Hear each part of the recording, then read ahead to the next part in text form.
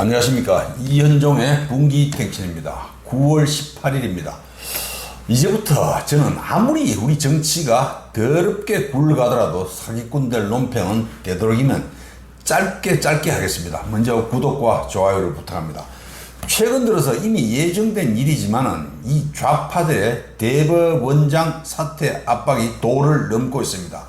그런다고 대법원장이 밀려서 나간다면 나가는 대법원장만 쪼다가 되고 나라는 더 개판이 될 겁니다.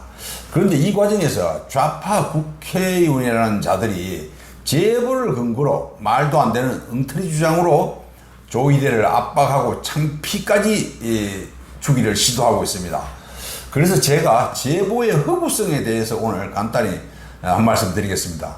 대부분 들어서 내용을 알고 계시겠지만은 부성찬인가 뭔가 하는 자가 국회라는 면책 특권 뒤에 숨어서 주장하기를 대법원장 조이대하고 한덕수 총리 또 정상명 전 검찰총장 또 김건희 친정 관계자하고 이렇게 4명이 4월 며칠 날 모여서 작당을 했다는 겁니다.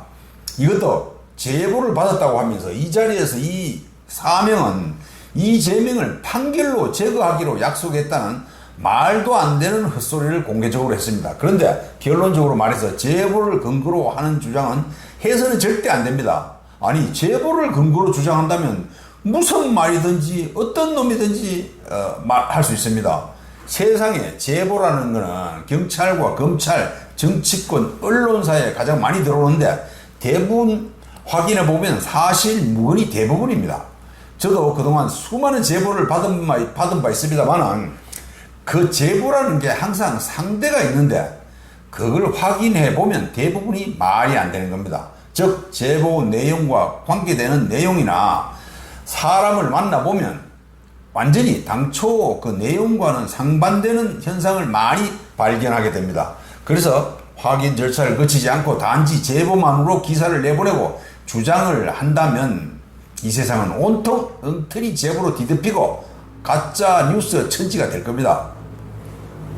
그래서 아무리 세상이 잘못되고 주장하는 사람이 아무리 모자라는 모질이라고 하더라도 제보만을 근거로 특정 사안을 추궁하고 주장할 수는 없습니다. 그래서 제보는 아무런 근거가 될 수 없습니다. 간단히 살펴봅시다. 제보가 특정인에게 들어왔다면 그 제보를 받은 사람은 그게 사실인지 아닌지부터 파악하고 모든 관계를 따져봐야 됩니다. 그 후에 들어온 제보가 합당하다고 판단되면 이렇게 해야 됩니다. 제보를 받았는데 이렇게 시작할 것이 아니라 가령 어느 공직자가 어떠한 부정행위를 저지른 사실이 확인됐다고 사실관계를 바로 까발려야 됩니다. 그게 마땅합니다. 이러함에도 제보를 받았다는 허구를 씌워서 국회의원이라는 자들이 그들에게 부여된 몹쓸 그 면책 특권을 이용해서 헛소리를 즐겨합니다. 이 자들은 어떤 말을 하더라도 국회에서는 죄가 되지 않는다는 이유로 특정 개인이 명예가 더럽혀지든지 말든지 누가 누명을 덮어 쓰든지 말든지 아무 말이나 마구잡이로 하고 봅니다. 특히 지금 좌파 국회의원들 중에는 제보라는 주장으로 허위 사실을 급히 타면 벗때리는 참으로 못된 자들이 많습니다. 김의겸이가 한 그 청담동 술자리라는 게 그 대표적인 예입니다. 이 자들이 제보라고 주장하는 것은 사실은 제보가 아니라 지놈들이 시나리오를 그럴듯하게 유치하게 제조해서는 제보라는 거짓말 제조기를 씌워서 세상을 어지럽히고 있습니다.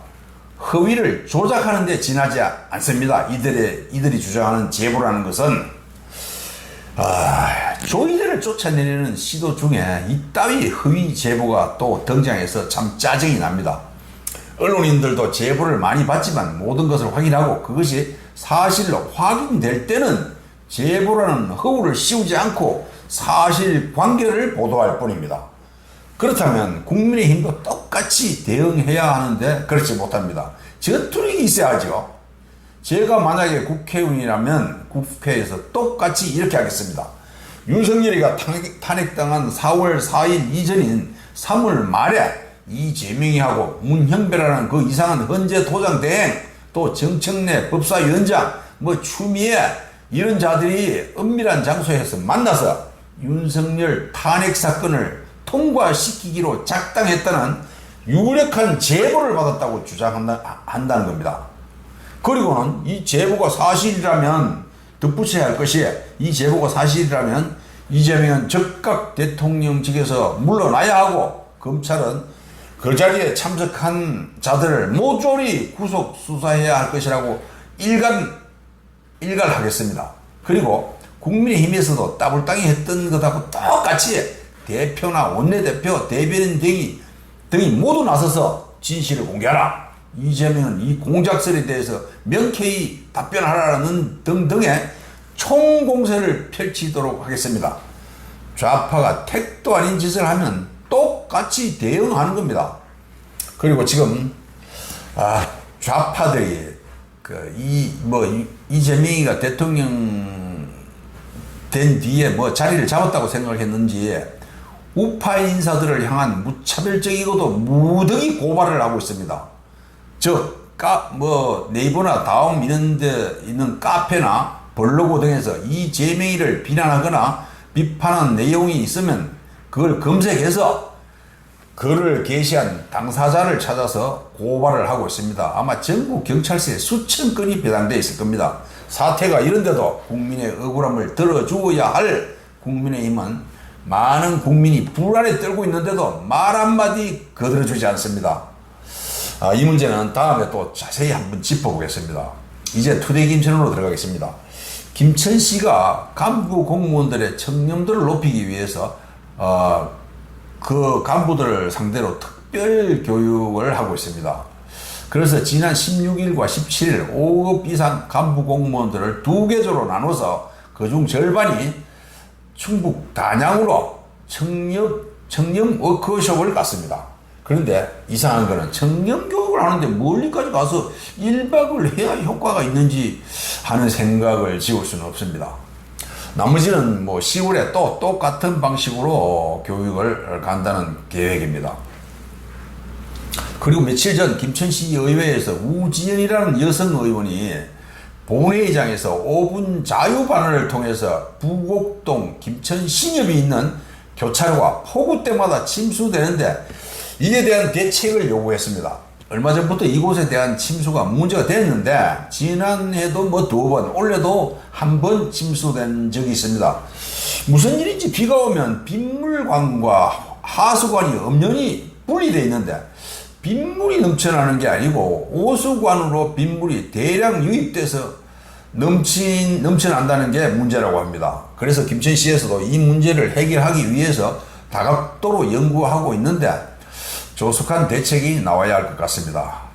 그리고 지금 전국적으로 파크 골프를 즐기는 인구가 급속히 늘어나고 있습니다. 그래서 각 자치단체마다 파크 골프장 조성에 열을 올리고 있습니다. 그래서 바로 옆에 있는 구미는 넓은 낙동강 고수 부지를 이용해서 300홀이나 되는 파크 골프장을 완성해서 매일 시민들은 물론이고 외지에서도 많은 사람들이 이 골프를 즐기러 구미를 찾고 있습니다. 그래서 구미는 이미 우승 상금이 3천만 원이나 걸린 전국 대회도 개최하고 있습니다. 반면에 김천은 감천변에 겨우 36홀짜리 하나가 운영 중일 뿐이고 여기에 남면 오봉리에 36홀짜리를 추가 조성할 계획으로 있어서 이를 추진하고 있습니다. 파크 골프장은 5,000평 정도만 있으면 36홀을 조성할 수 있습니다. 동호인들은 이 파크 골프가 즐기기에도 좋고 적당한 운동도 될 뿐 아니라 비용이 거의 들지 않아서 일반 골프에 비하면 장점이 많아서 동호인들이 급증한다는 분석입니다. 이 파크 골프는 운동 방식이 거의 흡사한 그라운드 골프에서 약간 변형된 겁니다. 그라운드 골프가 그러니까 먼저 생겼습니다. 그러나 지금은 그라운드보다 파크로 모두 몰리고 있습니다. 어쨌거나 김천시는 지난 16일에 먼저 생긴 그라운드 골프 대회도 가진 바 있습니다. 지금 김천시는 내일 그러니까 19일 개막식을 갖고 22일까지 진행하는 경상북도 또 도민생활체육대축전이라는 큰 대회를 시작합니다. 이걸 시작으로 하순에는 포도축제가 대기하고 있는 가운데 10월 25일과 26일 진행 예정인 김밥축제 준비로 관계자들은 여념이 없습니다. 이 김밥축제는 작년에 문제가 있었던 교통대책을 비롯한 시행착오를 대폭 보완해서 올해는 멋들어지고도 매끄럽게 해보겠다는 야심찬 계획을 갖고 있습니다. 그래서 사전 행사로 전 국민을 대상으로 공모를 통해서 선정된 축제 캐릭터인 꼬다리를 주제로 삼행시 짓기 행사도 9월 25일과 26일 네이버를 통해서 진행합니다. 여기서 선정된 30명에게는 기념품도 주고 당선 작품은 또 본 축제 현장에 전시해서 관람객들에게 공개합니다. 또 경사라면 경사라고 봐야 하는데 찍지사 대웅전에 걸려있는 석가열의 삼불화두라는 탱화가 국보로 지정돼서 18일 오후에 이를 축하하는 행사를 했습니다. 이 행사에는 18일이 아니고 17일에 했네요. 이 행사는 배낙호 시장과 허민이라는 국가유산청장을 비롯해서 많은 관계자들이 참석했는데 이 참석자 중에는 좀 특이한 인사가 있었는데 바로 해인사 주지였습니다. 이 해인사 주지는 구성면 출신이어서 김천에 친구도 많다고 합니다. 나이는 한 60, 3, 4세 정도 됐습니다. 해인사 주지가 김천 사람이라는 걸 이번에 많은 사람이 알게 되었습니다. 이 찍사에 걸려있는 탱화는 1744년 그러니까 영조 20년에 제작해서 찍지사에 설치했는데 현재 남아있는 삼불회도 중에는 가장 오래되고 그 크기도 큰 것으로 확인됐습니다. 그리고 걸핏하면 농촌에서 농기계 사고로 사망하는 숫자가 늘어나는데 농기계로 인한 사고 치사율이 전체 교통사고 사망보다 10배나 높은 것으로 밝혀져서 이에 대한 정부 차원의 대책이 요구됩니다. 구미 출신 강명구 국회의원이 조사해서 공개한 자료에 의하면 농기계로 인한 사고는 100건당 15명이 사망하는데 이 중 65세 이상이 73%에 달했습니다. 그러니까 농기계로 인한 사고는 사고 건수 대비해서 사망률이 15%나 되는데 일반 교통사고 사망률은 1.4%에 불과합니다. 여기에다가 농기계 사고 1위는 경운기가 차지했는데 전체 사고의 33%나 됐습니다. 농업진흥청이 제출한 자료에 따르면 지난 5년간 농기계 사고는 모두 5,829건에 사망자가 무려 353명에 부상이 3,710명에 달했습니다. 너무 큰 인명피해입니다. 그래서 모든 농민은 농기계 사고에 정말 주의하고 스스로 안전대책을 세워야 할 것 같습니다. 또 최근에 이상한 사고가 있었는데 계령면 서구리에서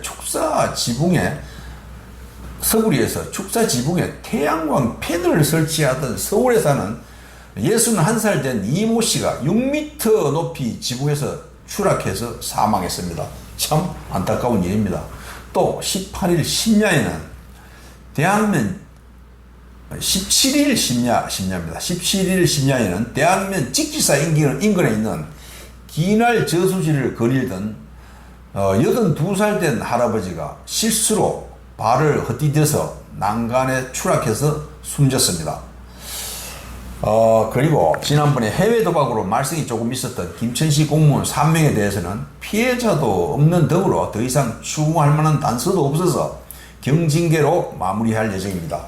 이들을 두고 시중에서 이러쿵저러쿵 말을 만들어내는 것은 바람직하지 않습니다. 모든 사람이 남의 일이라고 함부로 비난하는 것은 삼가하는 게 좋을 것 같습니다. 그리고 진짜 김천시에는 상당히 우려되는 사건이 하나 발생했습니다. 지금 찍지천을 끼고 조성해서 가장 많은 시민이 즐겨 찾는 강변공원 너머에는 한 1000평 정도 규모로 조성한 핑크뮬리 공원이 있습니다.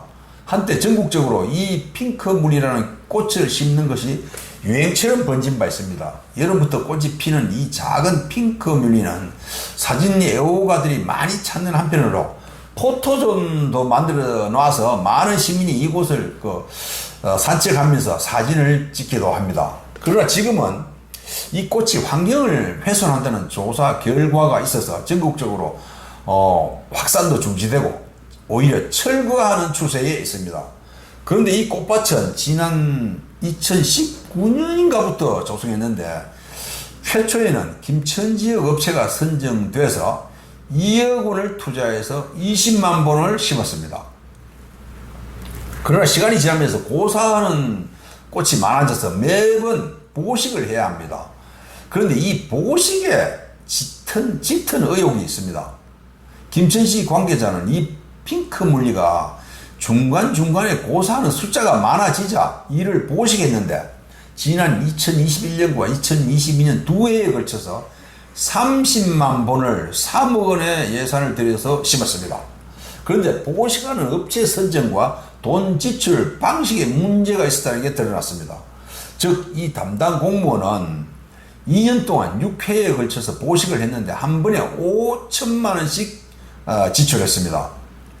그러니까 5천만 원어치 핑크뮬리를 조달청 나라장터에 올라와 있는 어성군에 있는 업체를 임의로 선정해서 구매했습니다. 그러나 이 5천만 원은 꼭 구매 비용일 뿐 이걸 심는 식재 비용은 포함되지 않았습니다. 그래서 그 식재 비용으로 자체적으로 관련 부서에서 돈을 직접 집행할 수 있는 한도액인 500만 원을 편성해서 심도록 했습니다. 이 500만 원도 그러니까 수의계약이죠. 그러나 이 500만 원은 5만 본에 달하는 꽃을 심는 금액으로는 한참 부족합니다.